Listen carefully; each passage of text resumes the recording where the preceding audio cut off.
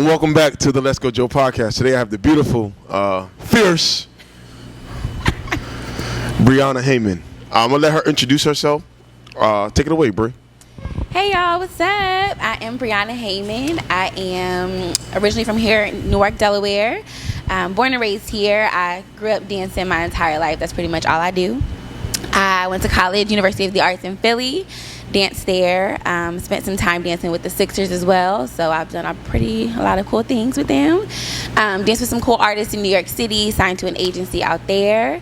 So now I'm in the process of opening my own studio. It's almost ready to go. So yeah, that's me. Exciting stuff. How was college, real quick? Let's talk about that. How was college? I'm not even gonna lie. College was lit because I went to school. I was downtown Philly, so I was, I got the best of both worlds. I got the city life. I got the school life. And then I was dancing for an NBA dance team. So it's like I kind of didn't really have the normal college experience. It was lit. I loved it. It was amazing. Me too. You see, I got my Howard stuff on. That's why I made sure I touched on it. I wanted to plug in Howard. So I like to start off any conversation pretty much about fitness, just because I truly believe fitness is free medicine, right?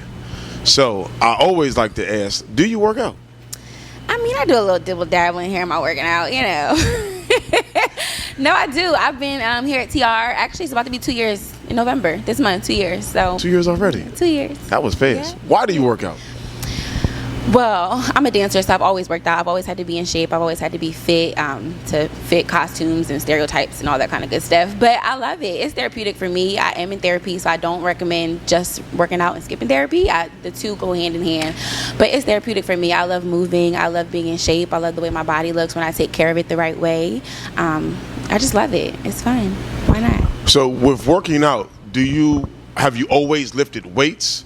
Or is that something you just implemented maybe 2-3 years ago? I actually did not start lifting weights until I got to CR. For dancers, we do a lot of cardio training. We have to have high stamina. We have to dance for long periods of time. So I pretty much only did cardio. We lifted weights here and there, but never to the point of what I'm doing here. So mostly cardio. See a difference in your body? I do. Do you like the difference in your body? I love it. That's why I'm still here. 2 years. That's it. What about meal prepping? Because so they go hand in hand to me. I think people that don't utilize one without the other, as in if they don't meal prep, I think they're not wasting their time. They still have to figure it out. But I think they're not reaping the full benefits of working out if they don't meal prep. So if you don't meal prep, what do you do to stay fit or looking the way you desire to look?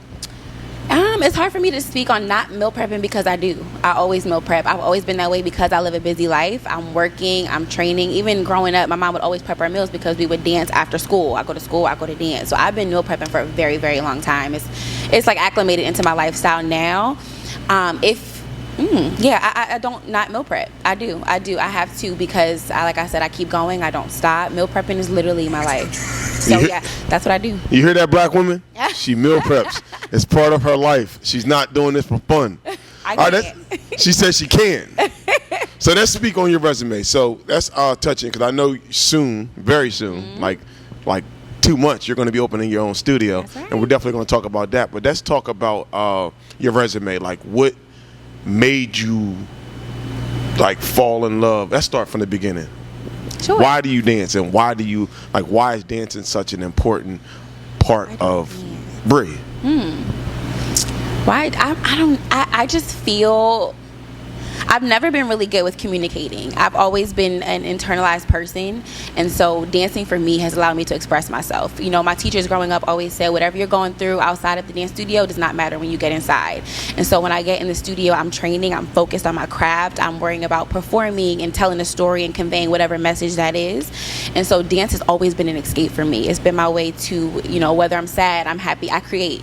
So if I'm feeling a certain emotion, I go to the studio and I create whatever I'm feeling, and I'm able to express that through movement what I can't through words sometimes. And so I've literally been dancing for well over 20 years, and I really have to give it all the credit to my mom because she saw something in me that I didn't even see before I could even actually I seen it, but she seen it in me before I could recognize what it was. So she put me in dance classes at 2 years old. I have not stopped dancing since, and it started because I was dancing at a family barbecue, and someone said to her, you know, put her in dance classes. That girl don't sit down, and I'm sure y'all know I do not sit down. Yeah, always smiling too. Always smiling. Music is on. I'm feeling it. I dance. I hear beats. I hear rhythms. I don't even just hear words. I hear the downbeat. I hear the measures and the movement, and so it's my escape. I love it. That's all I do. So you made your escape, essentially, now a way to profit from it and teach other people who have the same escape. Absolutely.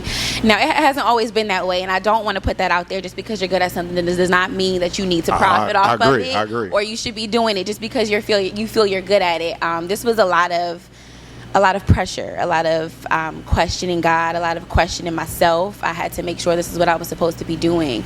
A lot of fasting, a lot of praying, because I didn't always want to do this. I went through periods of depression. I went through periods of, should I be doing dance? Should I be, it's a hard industry. It's very hard to get into. And once you're in it, it's hard to sustain and make a living off of it. So I'm just excited that my path has led me to this point. So you spoke on dancing for a NBA team. Speak on that. Yeah, so I danced for the Sixers for 4 years. Before I went to the pro team, I actually did the mini team. So I danced we have like a pre-professional team for like 16-year-olds. So I did it when I was 16, and then I came back and did it when I was in college. And it was the best experience I've ever had. The best experience I ever had. Especially as a performer, you have 80 NBA games a year. So you get to perform in front of a live audience 80 times a year. And a lot of dancers don't get that experience. And so I got to travel the world. I got to meet all kind of people, dance for all kind of people. It was probably the best experience I've ever had in my dance career. So I didn't know that. So the dancers, the NBA, so the 76ers dance team, they travel with the team. So we don't travel with them. We do appearances where we travel and do like different gigs and stuff like that, where we travel with them and do different things across China, across the states. We do all kind of stuff. So you spoke on dancing, traveling the world. Where are some other places you've been dancing's allowed you to go? Because I seen something you posted. I want to say it was. I don't remember. I just remember liking it. I was like, wow, that's dope. Like dancing is done. Because me, I'm just real quick. Just me when I look at things that people are passionate about. Because I truly believe if you believe in God, Jesus Christ all the way. But if you believe in God, He will open up doors for you. So I seen clearly a door that was opened up for you through dancing. I just don't remember what it was, but I seen it was something you posted. I think you had like all black on. It could have been the 76ers for all I know, but it didn't. It looked like something that was on TV. I did. So yeah, well, through dance. So this wasn't with the Sixers, but I did perform on Jimmy Fallon with Cardi B. That's what it was. Yeah. So I signed to an agency in New York once I graduated. I moved. Well, I was commuting back and forth to New York, so I signed to an agency in New York, and I booked a gig with Cardi B and Jimmy Fallon. So I danced on Jimmy Fallon with them. I danced on Good Morning America with Demi Lovato. And I've done a lot of cool things like with my agency. So basically the agent would just assign us to different gigs. We would book with different artists all over New York. So yeah. Are you currently still with that agency? I'm not. I dropped that agency. It's a lot to commute back and forth. So I dropped the agency and I just focused on opening the studio. So. All right. So currently right now, where do you work? I'm just teaching. I'm dancing. I'm going somewhere with this. You know that. This is a long story. Well, I basically dropped everything. All my responsibilities, I'm just committed to the studio full-fledged. All right, that's where I wanted to get. So how do you feel now? Because people don't understand, right? It's a journey you're going down. We about to really deep and dump into this. You're going down a journey that you can only trust in one person. That's it. Speak on that real quick. That's it. So, all right. So I'll give you a little backstory. I have a spiritual life coach, a spiritual mentor, I should say. And I was talking to her about like the status of my life and where I'm at and what's going on. And I broke down to her. I said, look, I lost my relationships. I lost my car. I lost my job. She said, you need to sit down and ask God, what else do you need to take away? I agree. And she said, it's going to get ugly. You're not going to like his answer, but you're going to need that to sustain for your next season. And so I literally told her, I said, I'm at rock bottom. She said, well, if you're at rock bottom, that's the only way he can use you. You have no choice but to build a new life. And so that's where I feel like I'm at right now. I feel like I'm at rock bottom, but I'm not in like a a depressed mood about it. It's more so optimism. I'm kind of like, okay, he has no choice but to use me. I can build this new life the way he wants me to. Everything I've been doing beforehand has been my way. It's been what I wanted to do. I've been in control. I've been, trying to order my own steps. And so now I'm in a place of surrender where it's like, okay, God, build my life. You take it, do what you want to do. And so that's been my biggest thing about opening your own business, that you have to get out of your comfort zone. You have to submit your plans to his, because that's the only way it's going to serve. I have no choice right now, but I literally feel like I'm on a ledge right now, and I have no choice but to trust God. Like, that's it. I wake up, God, where are we going? What are we doing? I'm done planning. I'm done trying to, figure it out. And it's not that I'm being lazy about it, but it's more so because he can't use you if you don't have the faith. You have to have a little bit of faith for him to, give you some leverage. But listen, it's rough trying to. Oh, I know. It's rough. I know. Because we're so used to, and you have to worry about, like, we didn't grow up like this. We don't have parents that are like, quit your job, it'll all come. No, my mom was like, Bree, what you gonna do about insurance? Mm-hmm. What you gonna do about? Sound like my mom. Yeah, you know what I'm saying. So it's hard trying to step out on faith and trust God, but that's all I know how to do at this point. That's it. So growing up, did you go to church? Oh yeah, every Sunday. How important is your relationship with Christ? Because you kind of touched on it, but how important is your relationship with Christ? How much of a role does he play with now? You waking up every day not knowing how you gonna pay for this, how you gonna do this, how you gonna do that, how you gonna do this. How important is that? Because I can speak on it for hours and hours and hours. Don't get me started. Because things just don't make sense. Like me quitting my job March 2nd of 2020, and right now, clearly still being able to rely on Jesus and understand like no matter what happens, no matter how much money I have or don't have, I wake up like, yo, I'm gonna be all right. How do you experience that? And if you do, speak on that for somebody who needs to understand, like, you're not gonna, like, I'm at the point I already know. I'm not saying that you haven't figured that out, but I already know, like, everything that I thought, scratch it. Like, it doesn't mean anything at all. And it sounds like you're walking down that path. You're there already, but you're steady. You're still walking down the path of just not knowing. And it's hard to live in that space, but you still find joy living in that space. That makes sense? Yeah, that's really good, though, because I think like you mentioned, growing up, we all went to church. Well, most of us, we all grew up every Sunday in church. And I don't think the faith that my mom had back then is the kind of faith that I'm exemplifying now. Like, and it's crazy because growing up, we're in church every Sunday. My mom's paying her offering. We're going, we're doing all the right things, and I still watch my mom struggle, and I watch my mom go through all of these things, and it never made sense to me. So it almost kind of created resentment for me. I'm like, God, why are we in church every Sunday? My mom is still struggling. We broke. We broke. She paying her tithes. We in church every Sunday. God, what are you doing? You're not providing. And then I experienced a lot of death growing up, and that also made me, create some resentment as well. I'm like, okay, God, we're here. We're being faithful. We're doing what we're supposed to be doing. People are dying. Like, what is happening? And so that played a large part. And I went through this period where I didn't really have this relationship with God. And it was throughout college, high school through college. No high schoolers really, not no high schooler, but it's just not common. Yeah. And so as I got older and I started to experience, I started to be intentional. That's been the key thing for me, being intentional, setting out time for God, making sure I'm very, very intentional about my relationship with him. And so now I'm just like, it was him all along. Like, there was no way I would have gotten to this point without my relationship with God. There was no way at all. And so I feel like now I'm at this point where it's like, I have no choice but to trust him. I literally said to myself yesterday, I have no car. I quit my job.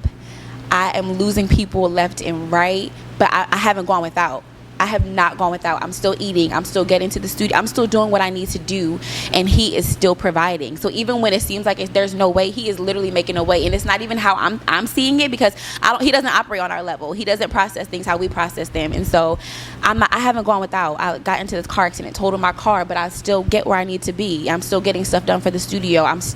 People are supporting me with my studio out of nowhere. And so, like, it's evident. It's evident that he is literally making ways for me when I clearly don't see a way at all. That's amazing. That's amazing. And I can definitely, like I said, we could talk about this all day, because I'm literally a living example of trusting in God. Mm-hmm. And my faith has been challenged to the point where I'm like, yo, man, come on. Like, you're the creator. You can change this like this. But I'll say this, and I'm sure you would agree. A lot of the things that I asked for, he gave me. I just didn't get it the way that I wanted to.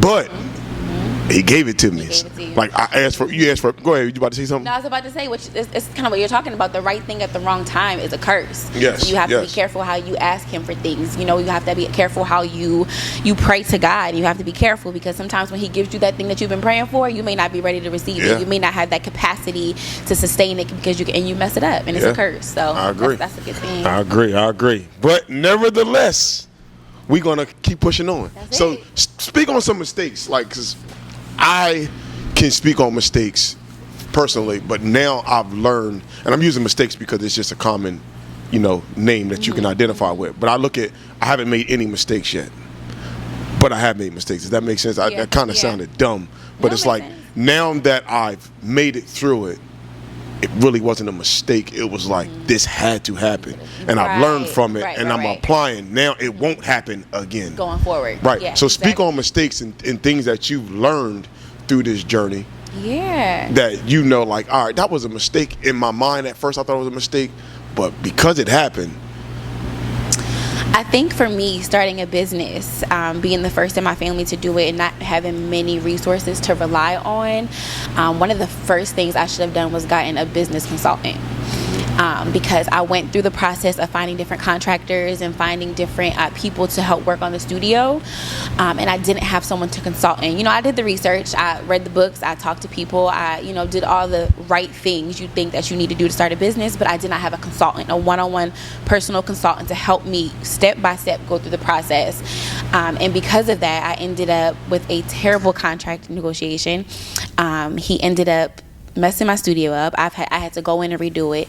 Ended up having to fire him. He overcharged me. It was just a huge mess. And so I needed to do it because now that the person that I have working on the studio is someone that literally is amazing. So I needed to go through that entire process of fumbling my contractor because this person that I have now, come to find out, is a family friend. So he's working with care. He approaches it differently than the contractor I had before. But my first step would have been to get a business consultant. good. I mean, but so we're gonna say this out of faith, and I don't know where your faith is, but I'm gonna speak on my faith.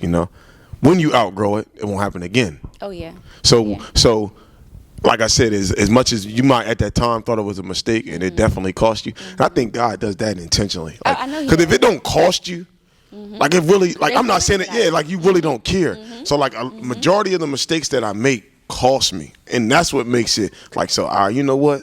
I promise you, this ain't happening. happen again. Yeah. So when you outgrow your space, if that's one of your plans too, or when you expand, I will say something that you identified early on as a mistake, now is going to be a life lesson that you're going to take with you. Exactly. So it really isn't a mistake, true. but at the same time, I seen it as a mistake then, of course. But Right. when that's when you're going through it, you don't see it. So when you have that time to step back and assess and really figure out, it wasn't a mistake. so that's speak on seasons, right? So So I'm gonna identify one season that I want to speak on. Learning your business, because whether you look at it this way or not, you got to learn your business. Oh, yeah. I'm sure you Oh, yeah. already have, but learning your business, there's going to be slow seasons. There's going to be flourishing seasons. Then there's going to be seasons when you keeping pretty good pace. Yeah. Speak on so far what you have learned through your seasons and strategies for somebody who might be out here like, yeah, Bree seems like she's cool. I can learn from her. I'm gonna reach out to her. I want to talk to her. But people don't understand, like, there's gonna be good times and there's gonna be slow seasons. So Yeah. have you learned your seasons in your business yet? Or are you still there, getting to that point? So I've learned the general season because I've been in this industry for a very long time. So I know standardly what the seasons would look like. The summertime is kind of our downtime. School season, we run in conjunction with the school season. So, the school season is our most lucrative time because that's when students are dancing the most. But I think for me, the biggest thing is the transition.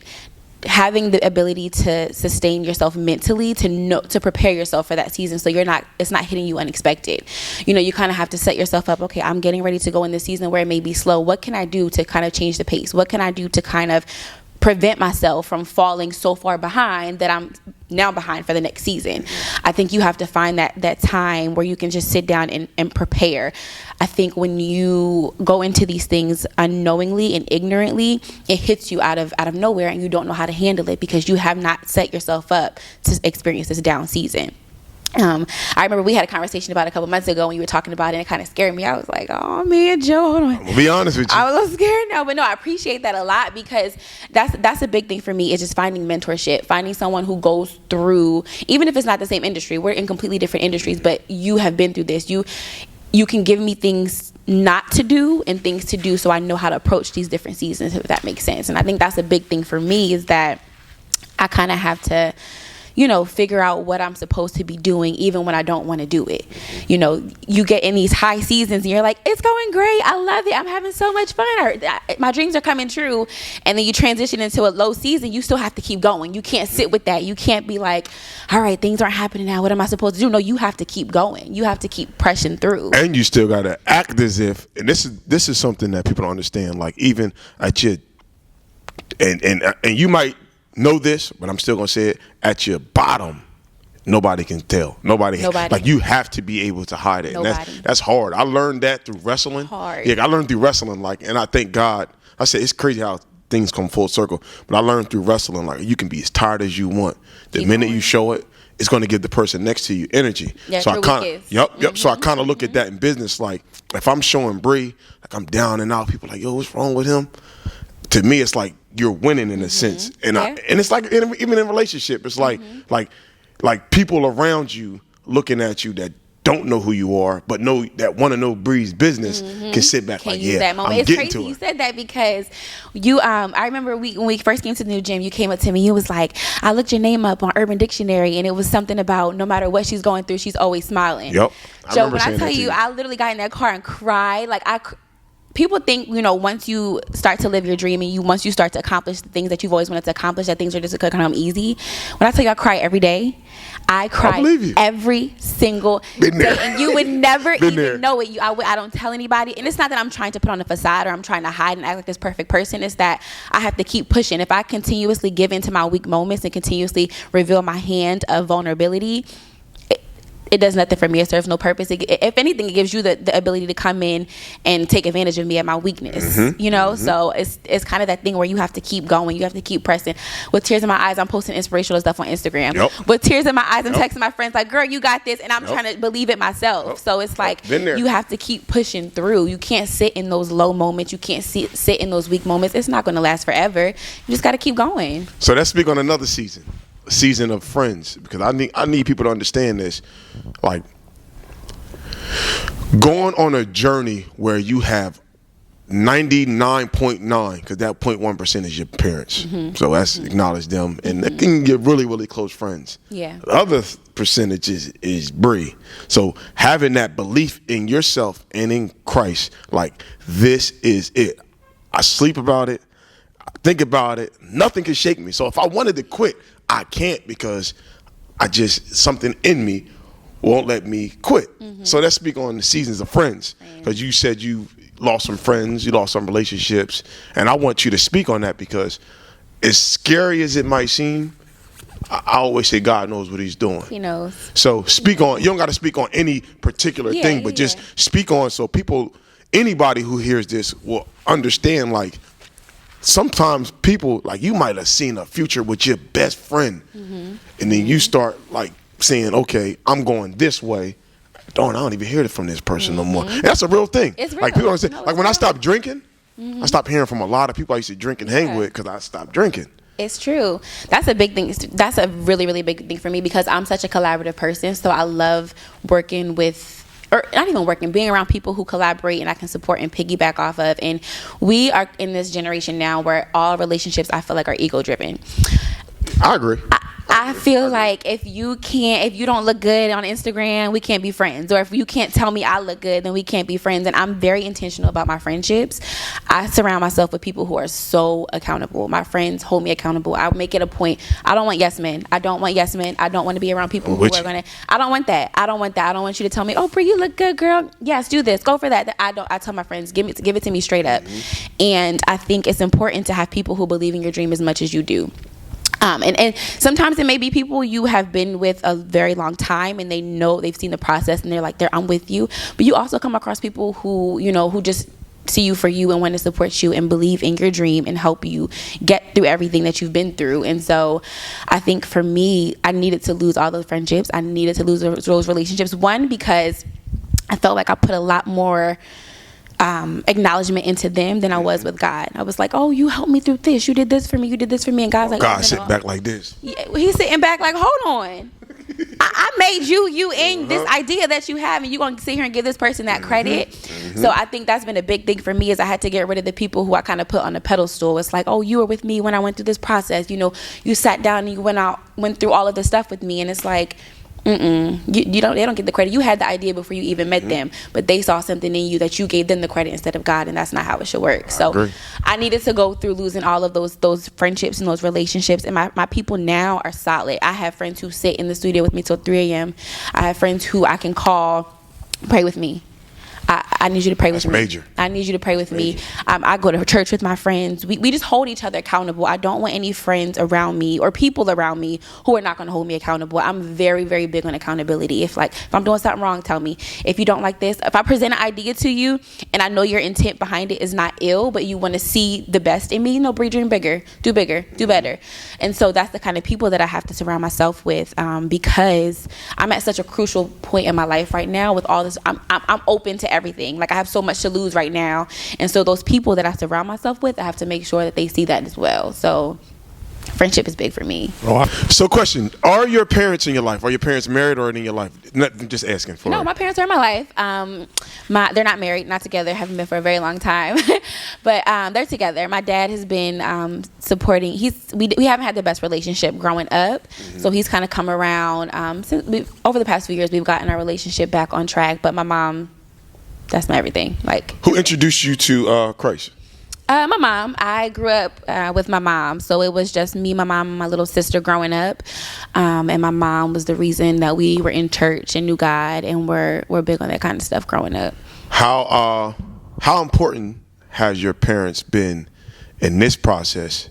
And I ask that because like there's a lot of things that happened to me growing up I didn't understand, but now that I'm older and wiser and understanding, I'm like, thank you, Mom, for this. Thank you, Dad, for this. Yeah. You know what I mean? So how important have your parents been in that part of now implementing some of the things you learned that you didn't see important? Like, Mom, why can't I go here? But it teaches discipline to me. Oh, yeah. But I didn't understand it until I got older. I was like, oh, yeah. Because Bree's gonna get invited places, especially wait till you start making money, man. I'm not saying that you broke, but you get what I'm saying.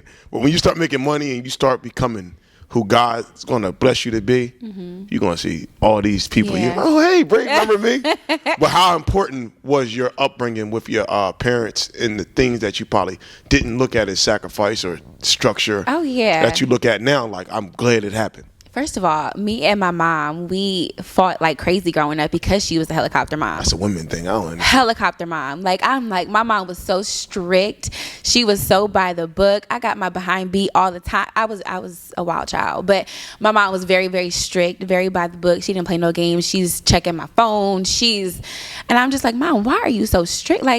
But what I didn't realize is that my mom lost her mom at a very young age. So she kind of tapped into that controlling helicopter parent because she knows what it's like to lose a parent.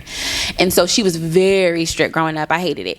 But now I realized that she was doing nothing but teaching me discipline, like you said. She created a lot of morals in me, a lot of self-respect. A lot of the way that I carry myself now is because of my mom. And even though we just talked about in seasons, my mom never let it, whatever she was going through, it never affected us. It never affected us.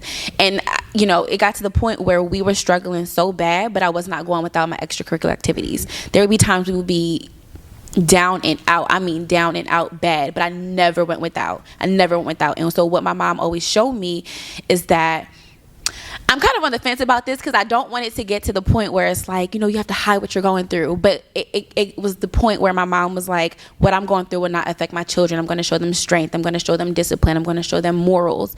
So yes, go through what you need to go through, but also create those morals and those standards for your children. And that's what I'm most appreciative for, is that my mom really raised us to be respectful. I needed the discipline, because now I see, if I did not have the discipline with all these things, all this success that's coming my way and all these people that I'm meeting, if I didn't grow up the way I did, I would be out here just wilding out. So I'm glad that I'm glad that I'm able to internalize it and see it for what it is because of my mom. Thank you, Mom. So if you listen or see this, Mom, special shout out to you. She the mom. Because without you, I wouldn't even be sitting here talking to this lovely lady. All right, so let's talk about your dance studio. Not what is it, because I mean it's a dance studio, but what is it? And I had to say that because I don't want you to think that, what I mean? No. I just don't know the best way to answer that question, so I figured I'd ask that way. So it is a dance studio and mentor. Make sure you show your shirt, Show everybody your shirt. Delaware Center for Dance. There you go. No, it's a dance studio and a mentorship program as well. It is for ages 3 to adult, so I offer. 3. Wow. That's when I started, so I got to give it to the babies. Honestly, the babies love dancing the most. They just have fun, so they're the best to teach. So 3 to adult, we teach all genres, all styles of dance, so ballet, tap, jazz, modern, hip hop, everything. And then I have adult classes like hip hop, adult step aerobics, all kind of stuff for adults too. And so yeah, we basically just dance Monday through Saturday. I have some competition and performance teams that I do as well. And then the mentorship program I wanted to add in there just because of, dance, like I said, is how we escape. It's how we outlet a lot of things that we're going through, but sometimes it's not enough. Sometimes we need that mentorship. We need to sit down and talk. A lot of the things that I've gone through, I felt most comfortable with my dance teachers. Sometimes you hate your math teacher, you hate your science teacher, you hate English teacher, but dance is like a different kind of personal level. And so I felt growing up most comfortable that I could talk to my dance teachers. And so that's what I am for my students. I still have students that I've taught years ago reach out to me, Miss Bree, can you do this for me? Miss Bree, I'm going through this. Can you? And so that's been a big thing for me, is just making sure I exemplify mentorship for my kids. I agree, because like you saying, it's kind of like a coach. Like some of my most impactful people in life were football coaches, because I'm so invested. It's like thing with dancing. You're so invested in dance.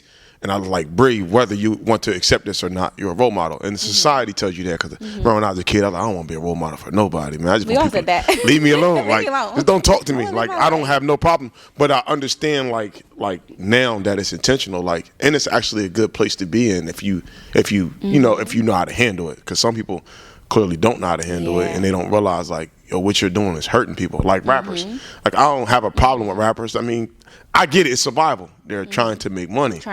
But they're not explaining that to the masses. They're saying what they got to say to make money. So I get it. It's a gift and a curse. But they don't see the underlying thing that they're doing to people. But that's true. It is what it is. But, so dancing, right? So if I don't know how to dance, I might not treat it differently, because I don't want to use the word.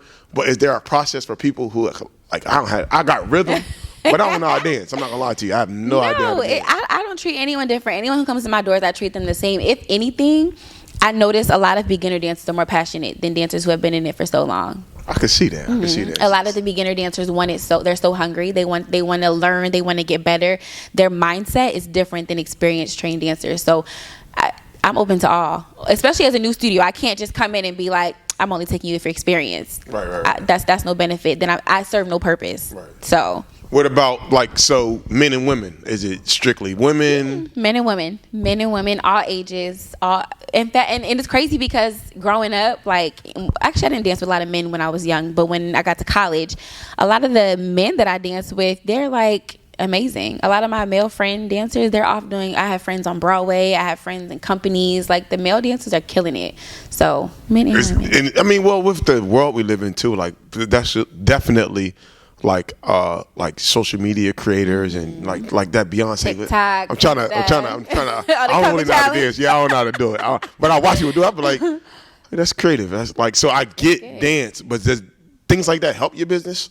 It does, because a lot of people see stuff like that and they want to dance. Oh, I want to do more of that. I just want to have fun. And I think that's why I said beginners are not easier to teach, but beginners are more engaging, because they see stuff. Oh, we've seen this on TikTok, girl. Can we just dance? We just want to have fun. And so it's fun, because then you remind me of why I do what I do. Like, I'm here to inspire and make you have fun and help you perfect a craft that you may not even see yourself doing. So that makes it I will say it's hard, because a lot of people think they're dancers. They think because they can keep a beat and like me and can do a TikTok, girl, I can dance. And it's like, oh, we do something a little bit different. But no, it's fun. I think TikTok helps. Is there like a choreography with it? So I'll use football. I can use something I speak on. Like, there's more than one way to get in a 3-point stance. You know what that is or no? All right, it's more than one. All right, so there's more than one way to shoot a 3. Okay, yes. Yeah. But I'm teaching you the most effective way. Yes. Is dance kind of the same thing? It's kind of the same. We have something called technique. So a lot of the things that we do there's a foundation of technique. So there may be different ways to do it, but the proper technique may be something completely different. But a lot of the things we do are based off of a lesson, off of a technique. So for example, we have something called modern dance. And I teach a modern dance called Horton. Mm-hmm. And so that was all based off of Lester Horton. And he has a foundational technique that you abide by. There's different ways to do it. You can do a different sequence, but he has a laid out foundation of what he does.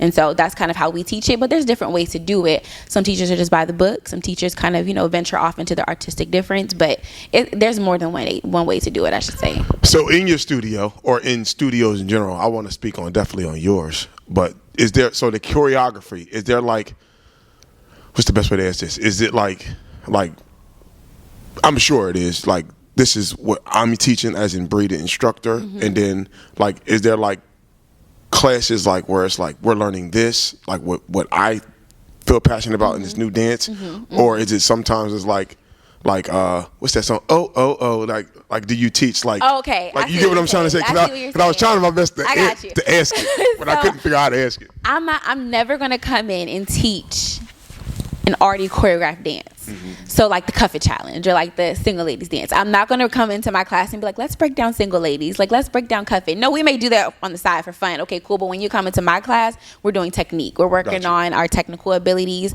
We may have like a TikTok pop-up class or something like that. But you can go learn TikTok at home. Let me know when you have your TikTok class. I'll come pop it. I got you. But I'm not. No, we're dancing. Like, I'm joking, by the way. I might just come in just to learn a couple. I'm doing adult class. I'm doing male. And a couple people at TR have been asking me to do like adult male class. I'll come. It'll be kind of awkward. It's not gonna be awkward. No, awkward for me because I really don't know how to dance. You think everybody know how to dance here? Some people actually have. I have rhythm. You have a lot of so you have rhythm. It's just a matter of putting together steps. And I'm impatient, so it's gonna be like you're gonna be like stand here, and then I'm gonna be like, come on, Ray. And it's a certain level of cool, and I'm not trying to play anybody, so that's not what I'm doing. But when I was a kid, it was like if you danced. And the world has evolved, so I can speak on this because I don't feel this way anymore. The girls love a man who can dance, right? Man, okay, like Chris Brown. Okay, like, listen, he messed it up for me. He messed it up for all y'all. I used to be like, man, people don't dance. Like, you corny if you dance.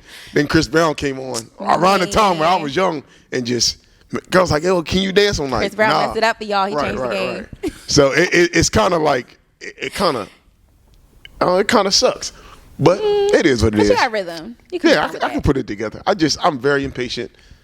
But a lot of patience. But I will, and that's what it gets me. I'm very impatient with things that I don't understand. Mm-hmm. How you gonna deal with that? Well, I'm used to it. You think kids got to have patience? But kids listen though. No, they don't. Kids listen. All right. What I mean by kids listen is you're right.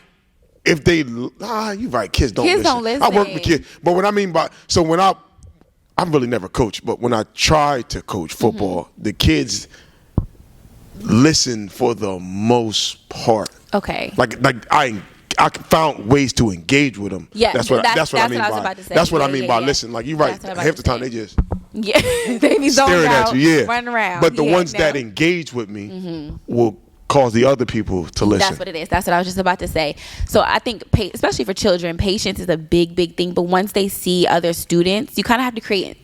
It's terrible, but you have to create incentives for kids. You have to okay, if you do this, you'll get this. That's the only way it really truly works. They have to see the benefit. What am I getting for listening? Otherwise, they're not going to listen. What am I getting for being respectful and patient and listening to Miss Bree? I don't get anything. Okay, I'm gonna act a fool. I agree. So you kind of have to create those things for children that makes them want to be engaged. You know, I talk to my kids differently than I talk to my adults. You know, you have to create an environment for children that's fun, that's inviting, that's engaged. They want to engage. They want to have fun. They want to be in dance. They like the costumes. They like the makeup. They like the hair. So you have to kind of throw those incentives in there. So it's a big lesson on patience, though, because that's not easy. You have these ideas in place, but then you get those problem kids where it's like, I don't want to do that. I don't care. My mom just brought me here to get rid of me, you know? Yeah. So, for you to babysit me for this hour. So whatever. I really don't want to be here, but I do want to dance. No, so you kind of, a lot of my kids, I incorporate like different games and activities, so we're not dancing the full time. We kind of have to take breaks. Because patience is a lot. Yeah, you ain't got to tell me. I definitely know. So we walk in, because you said something about like choreographic. Who does your choreo? I hope I'm using this word right. Choreography. Who does yours? I do. I do my choreography. Because I've been in this industry a very, very long time, I do have to have an assistant. Because I forget everything. It's a lot. You have to think we're teaching 5 to 6 days a week, different classes, different students. That's a different dance for every single class. So I will be nothing without my assistants because they remember everything. I have to do a lot of writing down, but I choreograph everything. That's what's up. Go, Bree. Everything. It's a lot. Are you ready for, and this is a stupid question to somebody, but to me it's not. Are you ready for what you signed up for? And I can reword that if you need me to. No, I don't need you to reword it. I'm ready. I feel equipped. I feel like I have, and not even just because of the duration I've been in this industry, but because of the God I serve. I know He would not bring me to something that He would not get me through. I feel like in my time of weakness, He's gonna figure it out for me. I agree. He's gonna. I'm ready. I'm ready because we're in December now. I would have been teaching already. So I'm so excited. I should have been teaching back in August because that's when our season starts. So I'm ready. I'm ready for, I tell people all the time, it's a different kind of stress and it's a different kind of job because I'm not overwhelmed for someone else. It's not like I'm punching the clock every day and I'm like, oh, I'm stressed out. Like when I get stressed and when I get things, I'm like, but this is for me. Right. It's my kind of stress. Yeah. So I'm ready for what's going to be thrown at me. I'm ready. So I got a question about agencies. So just I'm sure you know this. So now because this is what it sounds like to me. Correct me if I'm wrong. You've put yourself in a position. You walked away from an agency. So because you walked away from an agency, now in return, because you actually have a physical location to where, like, you're Bree, your resume is what your resume is, blase, blase. Get where I'm going with that? Yeah. So you put yourself in a position, essentially, to me, thinking that where agencies come now to Bree. Right. Explain that. Yeah. I'm glad you worded it like that because I didn't see it that way when I first left my agency. I did. Just listening to you, I did. I didn't see it. Joe, I was upset. I was depressed. I cried. I cannot believe that I left an agency. I was so upset because I'm not going to say it's easy to get gigs when you have an agent, but it's easier because you have the agent. They know what they're looking for. Reach out to you. Boom, you have the gig. So now I'm like, okay, well, how am I going to book gigs? How am I going to do these types of things without an agent who already has their foot in the door? I'm coming from an outside in. And I didn't see it that way. I shut down. I actually stopped dancing. So that happened back in 2018. And then COVID hit. So it hit me bad because I was like, I lost my agency. It's COVID. I can't dance. I can't go to New York. What am I supposed to do? So it hit me bad. So I didn't see any of that now. Like we talked about mistakes. You don't see it when you're in it. But now I'm like, okay, I have this big opportunity here in Delaware for agencies to partner with. I have these girls who are hungry in Delaware. I have these people who want to dance in Delaware. Now I am a vessel. I'm a tool. People can come to me. And ultimately, I can even create my own agency where I reach out to these connections and make them myself. So I'm grateful that it happened, but I didn't see it. Won't he do it? I didn't see it. I didn't see it. It's crazy that you didn't see it. I thought you seen it. I seen it just listening to you, like sitting here talking. I'm like, all right, so it kind of sounds like, although she walked away from one door thinking this way, like, oh, it's going to be hard, but you're positioning yourself now, for me thinking, that these agencies now, when they need a talent, kind of like, what's that movie, the little dancing movie, I can't think of it, but you're positioning yourself now that agencies, when you become high demand, which you already are high demand, right? Ain't that right, guy? But when you really become high demand, like they have to now come through you, kind of like Tyler Perry. Yeah, but you know why I didn't see it? Because we live in such an instant world. I didn't see it then because I'm like, okay, well, I dropped the agency. Where's my next opportunity, God? You're like, oh no, you gotta go through years. You have to sit these couple years out before you can even get to that point. I was ready for it to happen right away. Oh, I dropped my agent. Okay, God, what's next? He said, oh no, girl, I'm gonna put you through it. And it's crazy you said that, because that's kind of the main reason why I wanted to open a studio here in Delaware, because a lot of us artists in Delaware, we feel like we have to leave to be successful. A lot of my friends have done it. They're in New York thriving, they're in Atlanta thriving, they're in Los Angeles thriving, and I fell victim to that. I was in college, I was like, I'm going to graduate, I'm going to move to New York, and I'm just going to be amazing. And here I am in Delaware 5 years later after graduating college, and I was like, okay. But we don't have that here. We don't have these big dance studios who are connected to commercial. We call it the commercial world, which is like Dancing for Artists and stuff like that. We don't have any big studios here who are connected and tied to those commercial industries in New York, but I have that. So now I'm able to bring that to Delaware and be a resource for girls and boys here in Delaware who want to get into that world. And your networking helps too, because you have these access to these people. So how does it work being, like, we know God's going to send the increase. So it's kind of our faith is like, God will send the right people to propel me. But how does it work in your industry? Like, how do you get, like, seen, or how do you get, like, noticed? Like, how can Brie get a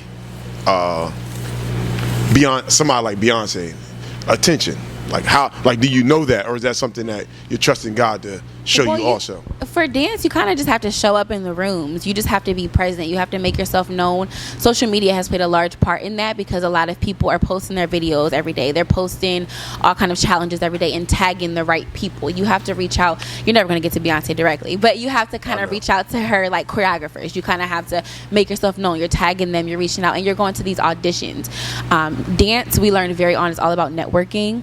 You have to be in auditions. You have to be in the rooms. You have to go to class. Class is a big thing. Taking class in New York with industry people, huge. What's the difference between having an agency? You might have touched this already, but just a little bit more detail. Having an agency and freelancing. An agency, kind of gets you in the room already. You haven't. Biggest difference. Yeah, you have an agent. They kind of. So basically, all right. So when I danced for Cardi B's manager or choreographer reached out to my agency. We need a black girl with short hair. We need a white girl with red hair. We need a white girl with blonde hair. My agent goes through her list, and you have to be a certain height. You have to compliment the artist. So then my agent will be like, okay, Brianna, short, black hair, black girl, good, book. That's how it works. The agent kind of already does the selecting, whereas if you're a freelance, you have to go to auditions and then audition for the gig to get picked. Whereas an agency, you got the job already because you're hired. You don't have to audition because your agent knows what you're capable of. Whereas an audition, they want to see your capabilities, and then they hire you that way. How much work goes into that? So they pick Brie. How much work goes into that now? So, like, is it like they send you a video and like, hey, we're practicing for a week here, and then we're on stage, or is that a lot more strenuous? It's no joke. I had gotten the call from my agent for Cardi B, let's say on a Wednesday. And the thing is, everything is based in New York, and I'm still living in Delaware at the time. So my agent was like, hey, Brie, you booked Cardi B. I need you in New York by 5 o'clock today so you can rehearse. And I take a train to New York. I'm in New York rehearsing all hours of the night, train back. I think we had 2 rehearsals, so then I went back to New York the next day. We have another rehearsal with Cardi B and G-Eazy. I ended up staying there. A lot of my friends are in New York, so I stayed in New York, and then I'm on Jimmy Fallon Live the next day. There's no week rehearsal. There's no you can record it. No, we learned it in 2 days and performed on the 3rd day live. It's live. I have a question. Because I'm not saying it doesn't happen, but when it does happen, everyone notices.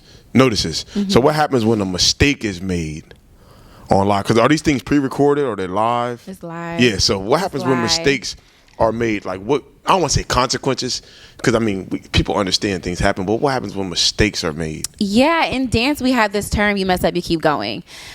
So it's kind of one of those things where you kind of have to freestyle and pick right back up. You never let it show on your face. You never give in to that mistake, because then it sets you behind.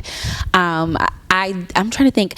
The Cardi B gig was a little bit less demanding than a typical gig, only because it's Cardi B. Like, she's wild, she's crazy. So the margin for error was a little bit larger because it's like, okay, well it's Cardi B, kind of have fun. So it wasn't really that type of thing where it was so strict about mistakes. We mess up all the time. We got to keep going. That's it. You don't even have time. Once you sit and get comfortable with your mistake, you're already behind the next count. So you have to keep going. And but that's why I feel like dance is so important, because it teaches you so many life skills that you don't even think about. Keep going. That's it. That's all we know. How much of it plays a part in finances? Like, I don't want to say how much do you get paid, but is it more of an exposure thing while you do it? Like, because sometimes that's a big opportunity to dance with Cardi B. Or is it more of a financial thing? Like, I'm doing this for money. I'm making, like, I go here for a week. So I come, we rehearse. I'm getting paid $1,000 this whole blase. So is it more of an exposure thing? Or is it a financial thing? I think when you're first starting out in the industry, it's all about exposure. It's all about exposure. If you go into this industry as a rookie and you're like, I just want to make money, you're not going to get anywhere. It has to be about exposure, because that's how you build up the name to get the funds. Like, if you're not exposing yourself and putting yourself in these rooms just for that's what it's all about, is exposure at first. Because I'm going to be honest, dancers, we don't get paid what we should. All of my friends, even my friends who are in companies dancing on Broadway, they all have other jobs. I don't know one dancer who can fully like sustain themselves off of dance alone, mainly because our gigs are pop-ups. Cardi B's not performing every day. These artists aren't performing every day. It's award shows, and then you have a break. It's a concert, then you have a break. And so a lot of us have to find other ways to fund ourselves and sustain financially, because it's so inconsistent. So it's all about exposure. So that's it. Dancers don't travel with artists? You do. If you book a tour, you travel with them. But a lot of times it's easier for them to go to these cities and find people who are already there, That makes sense. Unless you're on a tour. But it's a lot easier for artists to, hey, I'm in Atlanta, can you find me? And there's agencies in different cities. So my agency was based in New York, and they had an LA office, but there's a big agency in Atlanta. There's a big one in LA. And then so when they travel, Cardi B is going to be in Atlanta this week. I need dancers. It's easier because they're already there. So, and like you said, the turnaround is like you got practice. You don't have time. You don't have time and perform. Yeah. Unless you're on tour, you don't have time. Yeah. So, what's the best way to ask this question? Are you still currently dancing? I was trying to figure out a way to answer with it. Are you still currently dancing? And will you dance? Like, are you still currently dancing? I'm not right now, only because the studio has taken all my time. I don't have time to go to New York. Like I said, there's no big studios here who are offering adult commercial industry classes, and so I have to go to New York to train, and I can't because I'm with the studio. If I go to New York, that's taking time away from my studio. So I kind of have to, like we said, I have to build up this time to get exposure from my studio so that I can start training again. But you're bringing it to Delaware. But I'm bringing it to Delaware. So I'm not going to need to go to New York anymore. It's going to be here. Yeah. That's what's up, man. I'm really, really. When I say I'm happy for you, because I remember. We're gonna take a walk real quick. I remember when you first was telling me what you were up to, and I just looked at you like, you ready to lose some things? You was like, yeah, I don't care. Do you remember that conversation? I will tell y'all now. First of all, shoulder shrugging, eye rolling, calling you Lazy Joe has been one of the greatest mentors I've had. Like, I know y'all probably don't see it. Y'all probably like, Joe died? No, not him. No, Joe has been great. He's been giving me like advice. He's been like sending me inspirational stuff. It's been great. Like, so I tie back to this conversation, and it's like, yeah, you've been helping me a lot. So it's a lot, but look at my eyes. It's rewarding. It's very rewarding. Cause I remember you was walking out the gym one morning, and I was like, hey, over you. Cause I try my best. We won't really get to talk as much now because you really be out the door, understandably. Out. I be going. Understandably, I understand why.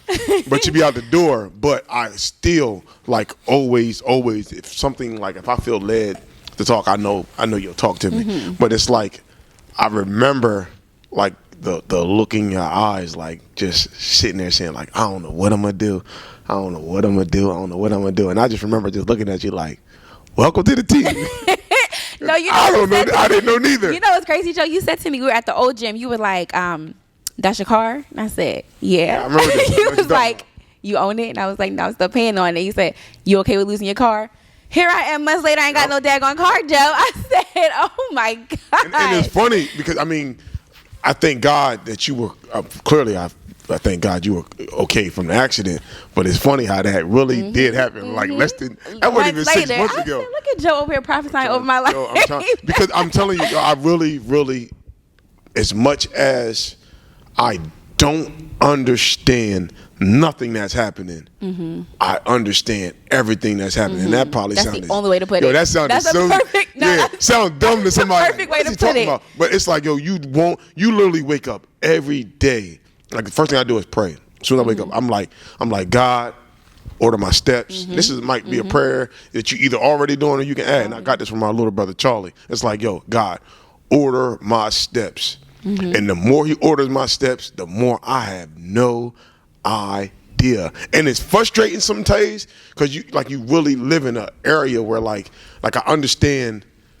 One of my favorite books of the Bible, one of the stories is Moses' story on how he led people for a long amount of time not knowing.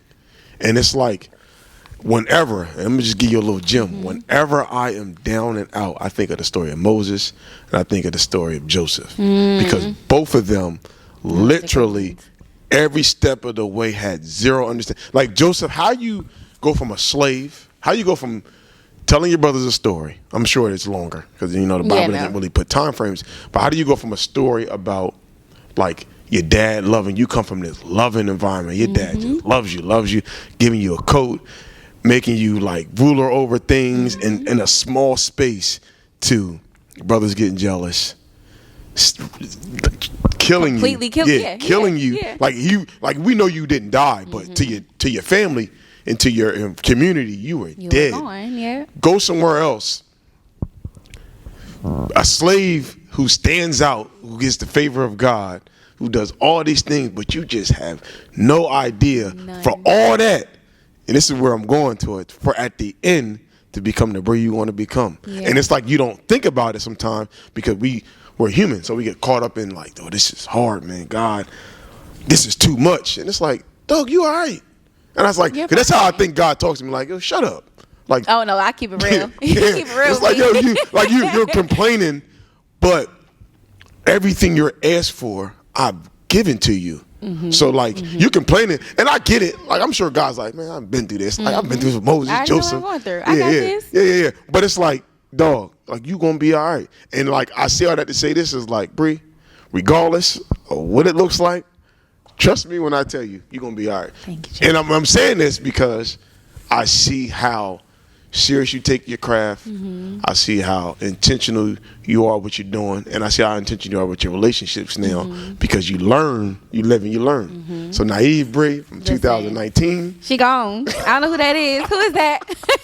Who is it? But I love it. And I'm really, really happy. Tell everybody when we're going to be opening up. Yeah, so I'm going to be opening on December 3rd and December 4th. It's going to be a big grand opening party, 2 days. The Saturday date will be an evening. We'll do a toast, champagne toast, a big ribbon cutting, and then Sunday will be like a Sunday fun day for kids. We'll have activities and all that good stuff. So it's just going to be a 2-day event. I'm going to have a step class Sunday morning. I know you guys have been harassing me about it. So there will be another one Sunday morning before the grand opening. So we'll do that. What Sunday is this? Because I told you I was going to come December twice. 4th, Joe. Get your step board. Let's go. I might. I'm not going to lie. That date, I'm almost 100% won't work. Okay. Because my son. No, but my son is. So yeah. Is he due that day? Due to the 5th. Oh my God. So I'm praying All right, he Joe comes on won't the be there, 4th. y'all, but come step with everyone else. But I'm gonna post. I don't do a good job at resharing things, and it's not like I'm just don't do it. It's just I don't think that way. Okay. I don't look at it like I look at that as support, but I don't think think about it when I see it. So like I might see something on Instagram and I'm like just like double tap it or keep going. push. Yeah, and it's like although my following isn't crazy, still it can help. And I need to do better with that because I try to even share Charlie stuff, my little brother, but I'll be like, sometimes I just double tap and I'll be like, I'll put my phone down. Yeah, but I'm going to start, I'm saying this right now, I'm going to start being a little bit more intentional. Hold him accountable, y'all. Because you just never know, like, who's following me that might see them like that's true. You know what I mean? Because it's not like for anybody that thinks it's intentional, it's not intentional. I'm not into social media. I'll leave it up to Charlie. Hey, that's Charlie. Yeah, Charlie's a share. Charlie be on it. Yeah. I'm like, I just posted this. How's he liking this already? But it's like some people are on it, and then you got people like me who we drag our feet, and which is kind of a blessing and a curse though, because you're not so super invested in social media. So that's kind of a good thing. Though. That's it. That's it. But if you have any closing statements, because this was fun, and I definitely want to talk to you again. Success is already coming, right? But when more Absolutely. success is manifested and you can speak on, we can literally sit back and like watch And little watch clips. this and go- Like, y'all remember that girl? I'm her, but I'm not as much as her. Because like a year from now, I'm not even gonna say 2 years. A year from now, you will be able to speak on so much more. Yeah. 2 years from now, you'll be able to speak. And like Different. each year that God is gonna bless you, you will be able to speak on it more and more. And I always say this to myself now, and I think this way a little bit more consciously. I don't know who's watching. Yeah. Right? So like although Bree feels like you're on a limb on your own sometimes, but you'd be surprised the people that you are Yeah. impacting. But that's big as a teacher too, because your kids are always watching. Yeah, too. yeah, You yeah. never know. So I think that's big. I think the biggest thing for me that I want to say, well, one, I just want to make myself a resource. I know what I'm going through, and I told my mom the other day I want to make it a point so no other Black woman has to go through this. Mama! I don't want people, because I know how much of a struggle it is for me with all the questions that I have, and so I just want to make myself available to people who are also going through something similar. Even if you're not opening a dance studio, whatever you're doing, I just want to make myself available as a resource for people who are first-time business owners to help. I just want to be available to help, and so keep going. Like, I'm saying that to everyone, but I say that to myself every single day. Keep going. I face a setback every day. Keep going. You don't have time to sit. You have to sit with it. I'm not saying, kind of eradicate your feelings, but sit with it, but keep going. Don't let that overtake you. Keep going and stay grounded. You have to stay grounded. Even if it's not God that you believe in, you have to find something to believe in that gives you the fuel to get up and keep going and keep pushing and to know that it's going to be okay. My circle is amazing. You have to surround yourself with people who love you, who have good intentions, who are not just there to make you look good and feel good. You have to have people that are going to hold you accountable. That's the biggest thing I can ever take away, is that your circle is important. And even if you don't, I know a lot of times I pray for like a larger circle, like my friends are too busy, my mom is too busy. God will reveal the right people for you. He will send people. Send the right people. He will send the right people you didn't even see coming. There are so many people I have been blessed with. I lost so many people this year, but the people that He's replaced them with, Can't even compete. It's like, where have you been my whole life? where you been? I was literally, I met like 2 people this year. I said, you are an angel on earth. Like, where have you been? Yeah, you'll be good. You'll be good. Keep pushing. Yeah, and with that said, I have nothing else to say because I can't really close out. Nothing else on top of that. But I'm serious. Like, we're going to connect again. Yeah. Make us each other part of our network system. Yes. Because we all learn from each other. We all build from each other. We all Black. I'm not saying I have a problem with other races, but we all Black, and we all Yes. trying to empower each other to do better. Because Bree of 2022 is not going to be the same Bree in 2026. So we're going to make sure we talk again. That's it. Let's do it. All right, Bree. Thanks for Thanks, coming. Jeff. This was fun. I had fun. Until we talk again. All right. See y'all.